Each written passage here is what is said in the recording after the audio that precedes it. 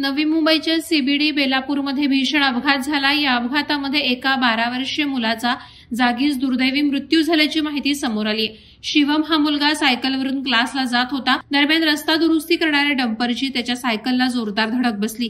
ही धडक इतकी भीषण होती की यात शिवमचा जागीच मृत्यू झाला। अपघाताची माहिती मिळाल्यानंतर घटनास्थळी स्थानिक पोलीस पोहोचले।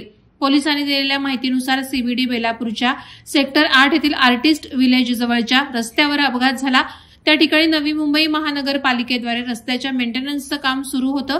दरम्यान रस्ता दुरुस्तीचं साहित्य घेऊन एक डंपर ट्रक येत असताना हा दुर्दैवी अपघात झाला। लहान मुलगा सायकलवरून त्याच्या क्लासला चालला होता। तेवढ्यात महापालिकेचे सामान घेऊन येणारा डंपर रस्त्यात आला आणि डंपरनं त्या मुलाच्या सायकलला धडक दिली। ही धडक इतकी जोरदार होती की त्यात 12 वर्षीय शिवमचा जागीच मृत्यू झाला।